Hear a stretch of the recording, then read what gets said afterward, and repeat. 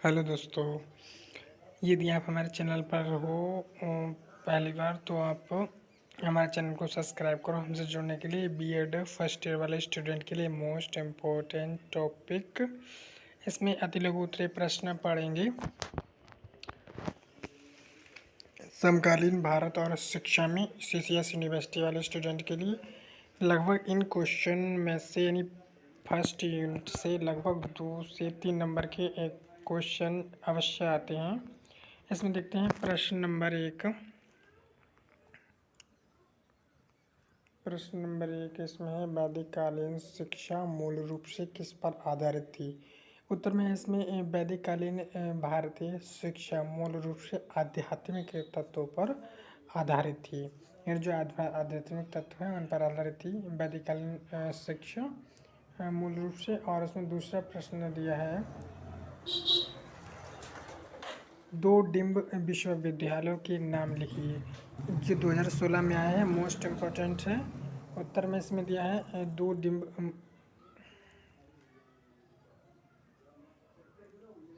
यहाँ पे अभी देखते हैं।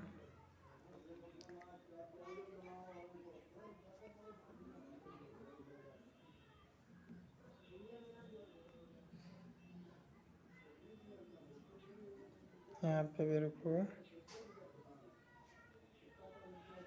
यहाँ पे देखते हैं। इसमें पहला दिया है मणिपाल विश्वविद्यालय और दूसरा है एसआरएम विश्वविद्यालय। यानी 2 डिम्ब विश्वविद्यालय हैं, 2 डिम्ब विश्वविद्यालय के नाम 2016 में आए। तीसरा प्रश्न है वैदिक काल में गुरु शिष्य संबंध कैसे थे। इसमें उत्तर में दिया है वैदिक काल में गुरु शिष्य संबंध अत्यंत यानी ज़्यादा अत्यंत घनिष्ठ तथा मधुर थे। गुरु शिष्य के प्रति श्रद्धा व सेवा भाव रखते थे। गुरु को आध्यात्मिक पिता माना जाता था। तीसरा इसमें क्वेश्चन देखते हैं।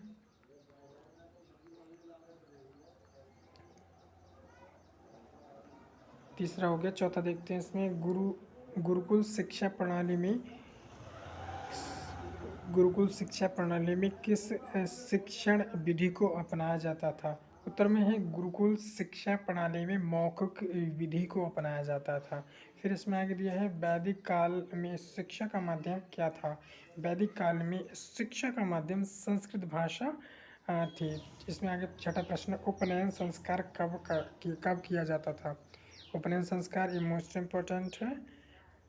यहाँ पे देखते हैं इसमें उपनयन संस्कार जो है बालक की शिक्षा प्रारंभ करने से पूर्व यानी पहले उसका उपनयन संस्कार किया जाता था। और इसमें आगे फिर देखते हैं प्रश्न नंबर 7 को उपनयन संस्कार को क्या माना जाता था। उत्तर में उपनयन संस्कार को दूसरा जन्म या आध्यात्मिक जन्म भी कहा जाता था। यानी दूसरा जन्म या कह सकते थे आध्यात्मिक जन्म। फिर इसमें 8वां प्रश्न है उपनयन संस्कार किन किन वर्णों के बालकों के लिए आवश्यक था। यानी इसमें दिया है ब्राह्मण क्षत्रिय तथा वैश्य वर्णों के बालकों के लिए उपनयन संस्कार आवश्यक था। फिर इसमें दिया है प्रश्न नंबर 9 समावर्तन का क्या अर्थ है। उत्तर में है इसमें शिक्षा पूर्ण कर लेने के उपरांत यानी बाद में शिक्षा पूर्ण कर लेने के उपरांत बालकों का समावर्तन संस्कार किया जाता था। तदुपरांत यानी तुरंत बाद ही वे पुनः यानी दोबारा अपने घर जाते थे। समावर्तन संस्कार गुरुओं के द्वारा संपन्न कराया जाता था। फिर इसमें आगे दिया है प्रश्न नंबर 10 समावर्तन संस्कार कब किया जाता था। इसमें दिया है शिक्षा पूर्ण कर लेने के उपरांत बालकों का समावर्तन संस्कार किया जाता था। फिर इसमें आगे दिया है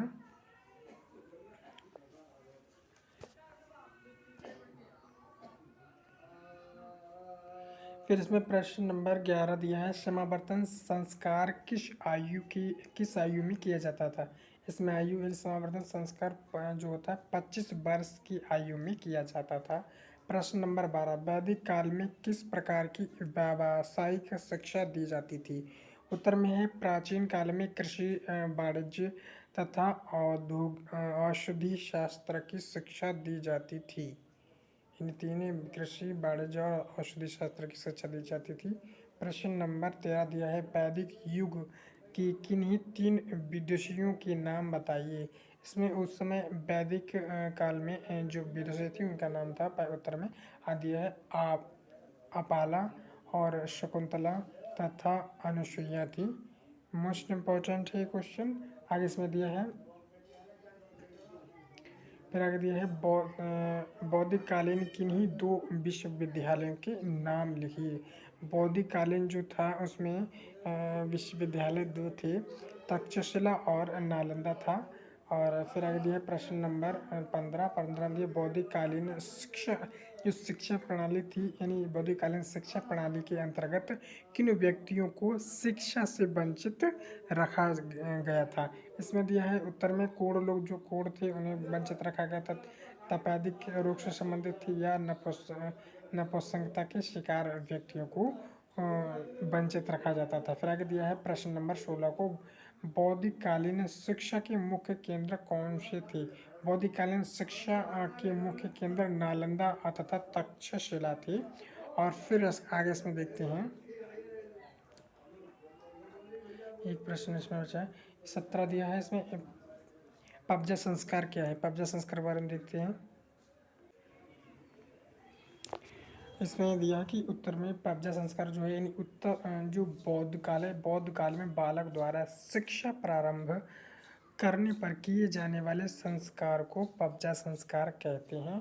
प्रश्न नंबर 18 दिया है बौद्धकालीन शिक्षा के 4 प्रमुख संस्थानों या विश्वविद्यालयों के नाम बताएं।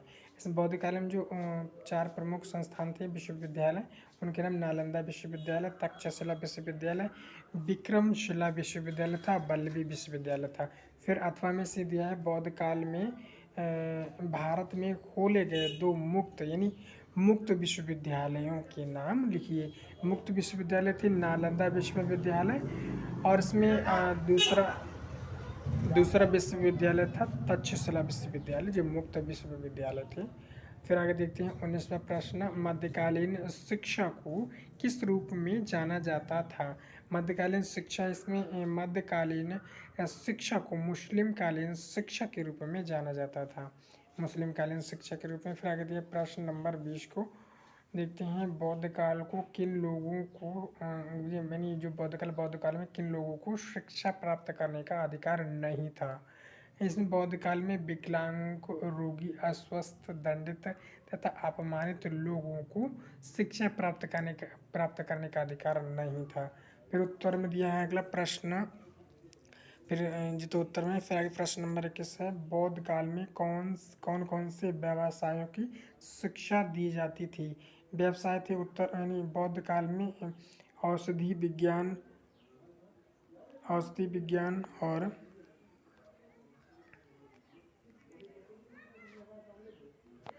औषधि विज्ञान, कताई बुनाई, भविष्य कथन, कृषि, वाणिज्य, कुटीर उद्योग, पशुपालन आदि व्यवसायों की शिक्षा दी जाती थी।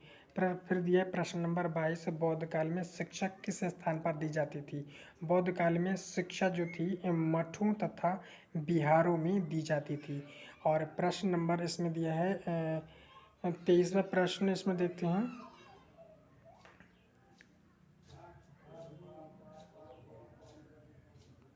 23वां प्रश्न इसमें है मुस्लिम काल की शिक्षा का प्रारंभ किस रस्म से किया जाता था। मुस्लिम काल में शिक्षा का प्रारंभ जो है बिस्मिल्लाह रस्म थी, इसमें बिस्मिल्लाह रस्म से किया जाता था। अब देखते हैं प्रश्न नंबर 24 मध्यकालीन शिक्षा के मुख्य उद्देश्य क्या थे। मध्यकालीन शिक्षा के मुख्य उद्देश्य इस्लाम धर्म का प्रचार करना था और ज्ञान अर्जन करना था, भौतिक उन्नति और सांसारिक वैभव प्राप्त करना, यानी भौतिक उन्नति और सांसारिक वैभव प्राप्त करना था मध्यकालीन शिक्षा के मुख्य उद्देश्य। और प्रश्न नंबर 25 से बिस्मिल्लाह रस्म का अर्थ क्या है। बिस्मिल्लाह रस्म जो थी यानी उत्तर में देते हैं मध्यकालीन शिक्षा प्रणाली के अंतर्गत बालक की शिक्षा प्रारंभ करने के अवसर पर होने वाली रस्म को यानी जो शिक्षा प्रारंभ करने के अवसर पर होने वाले रस्म को बिस्मिल्लाह रस्म कहते थे। आगे देखते हैं प्रश्न नंबर 26 में दिया मध्यकालीन भारतीय शिक्षा की माध्यम यानी क्या थी। मध्यकालीन शिक्षा जो होती यानी मध्यकालीन भारतीय शिक्षा के माध्यम क्या थे। इसमें था यानी उत्तर दिया मक्तब्य और मदरसे थे यानी मदरसे यानी मक्तब्य या मदरसे मध्यकालीन भारतीय शिक्षा के माध्यम थे। फिर इसमें आगे दिया है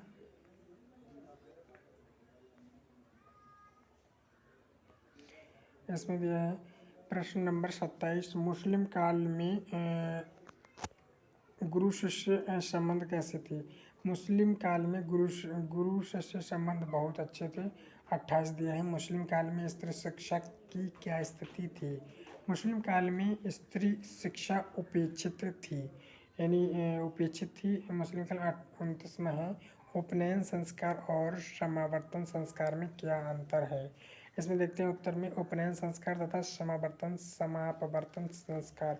उपनयन संस्कार का शाब्दिक अर्थ होता है पास ले जाना यानी पास ले जाना और जबकि समापवर्तन का शाब्दिक अर्थ घर लौटना। फिर इसमें आगे दिया है उपनयन संस्कार उस समय होता था जब बालक गुरु के संरक्षण में वैदिक शिक्षा आरंभ करता था, जबकि समावर्तन संस्कार उस समय होता था जब छात्र अपनी वैदिक शिक्षा समाप्त कर लेता था। फिर आगे दिया है प्रश्न नंबर 30 भारत में बौद्ध काल के 4 प्रमुख शिक्षण केंद्रों के नाम बताइए। बौद्ध काल में 4 प्रमुख शिक्षण केंद्र थे। नालंदा विश्वविद्यालय था, वल्लभी विश्वविद्यालय, विक्रमशिला विश्वविद्यालय, तक्षशिला विश्वविद्यालय। फिर आगे इसमें दिया है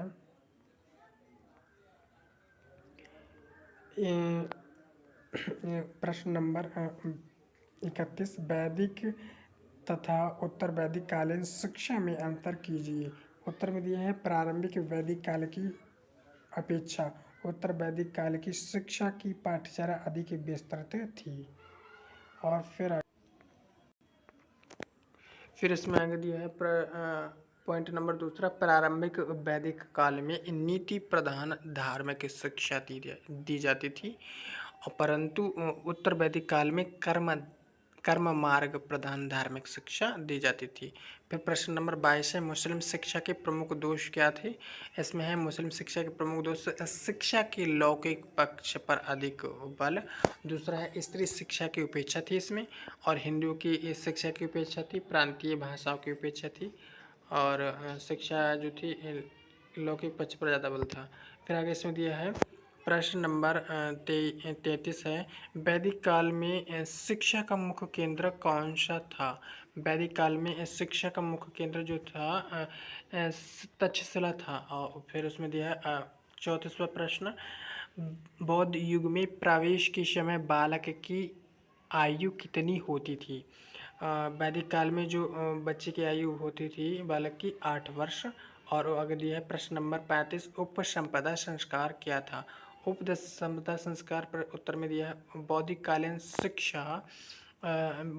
शिक्षा में इस संस्कार को 12 से 22 वर्ष की आयु तक शिक्षा प्राप्त करने के पश्चात यानी बाद छात्र को मठ छोड़ना अनिवार्य होता था, जबकि उसका पूर्ण भिक्षु के रूप में संघ में रहने से पहले उपसंपदा संस्कार होता था। अतः शिक्षा पूर्ण करने के पश्चात यह संस्कार होता था, यानी शिक्षा प्राप्त करने के बाद में। आगे इसमें दिया है 36वां प्रश्न ब्रह्मचार्य से आप क्या समझते हैं। उत्तर में दिया है वैदिक काल में छात्र को शिक्षा ग्रहण करने के इस समय में एक विशेष प्रकार का जीवन व्यतीत करना होता था जो हर प्रकार की सच्चाई और पवित्रता का मार्ग माना जाता था। यही ब्रह्मचार्य कहलाता था। फिर आगे देखते हैं प्रश्न नंबर 27, विद्या आरंभ संस्कार क्या है? विद्या आरंभ संस्कार, इसमें यदि बालक का उपनयन संस्कार हो जाने पर वह गुरुकुल में प्रवेश प्राप्त करता था।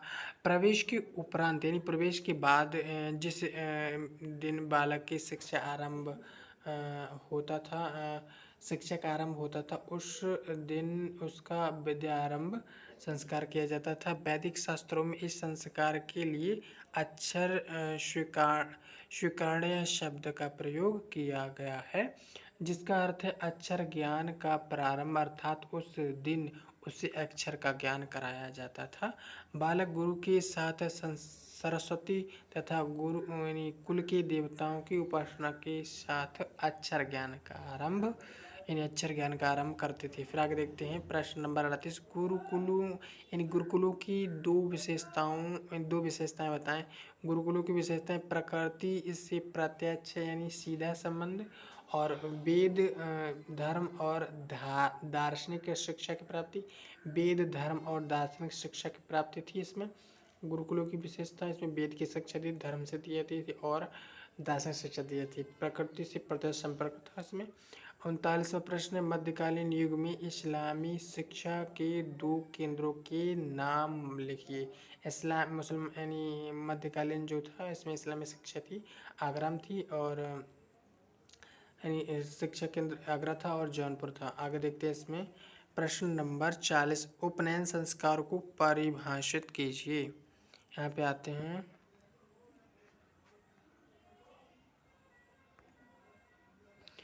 उपनयन संस्कार इसमें दिया है। उपनयन संस्कार यह वैदिक शिक्षा का सर्वाधिक महत्वपूर्ण संस्कार था। यानी वैदिक शिक्षा का वैदिक काल में बालक के विद्या अध्ययन का औपचारिक यानी वास्तविक प्रारंभ इस संस्कार द्वारा होता था, यानी उपनयन संस्कार द्वारा। और फिर आगे दिया है उपनयन का शाब्दिक अर्थ है पास ले जाना। बालक यानी शिक्षा के लिए शिक्षक के पास ले जाना, अतः बालकों को शिक्षा के लिए गुरु के पास ले जाना ही उपनयन संस्कार कहलाता था। फिर आगे दिया है प्रश्न नंबर 41, मध्यकालीन शिक्षा को किस नाम से जाना जाता था? मध्यकालीन शिक्षा को मुस्लिम कालीन शिक्षा के नाम से जाना जाता था। प्रश्न नंबर 42 है, वैदिक, बौद्धिक और मुस्लिम काल में शिक्षा से संबंधित प्रथम संस्कार का नाम बताइए।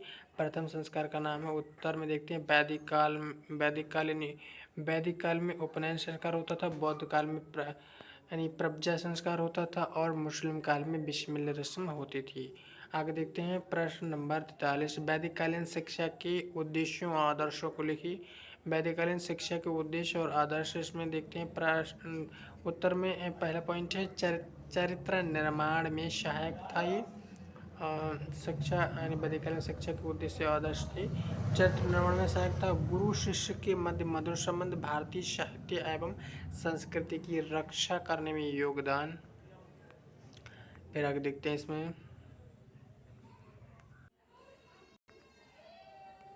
इसमें दिया है शिक्षा का बहुमुखी होना और जीवन की सादगी पर बल था। इसमें प्रश्न नंबर 44 है, बौद्ध शिक्षा प्रणाली के मुख्य गुणों को लिखिए। इसमें देखते हैं उत्तर में वृक्ष के नीचे निवास था, यानी वृक्ष के नीचे निवास करते थे। बौद्धिक शिक्षा प्रणाली में ऐसा था। भिक्षा मांगकर भोजन करना था। इसमें स्त्री समागम, चोरी और हत्या से बचना था। अलौकिक शक्तियों का दावा न करना था। इसमें साधारण वस्त्रों को धारण करना था। प्रश्न 45 है, वैदिककालीन शिक्षा से संबंधित संस्कार क्या है? वैदिककालीन शिक्षा से संबंधित संस्कार है उपनयन संस्कार और विद्यारंभ संस्कार, समावर्तन संस्कार।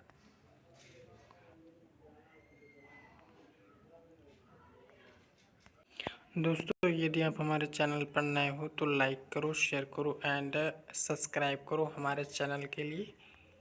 आज के लिए इतना ही। यदि आप हमारे चैनल पर नए हो तो सब्सक्राइब करना ना भूलना। इस टॉपिक से यानी फर्स्ट यूनिट से लगभग 2 से 3 नंबर तक अवश्य आता है।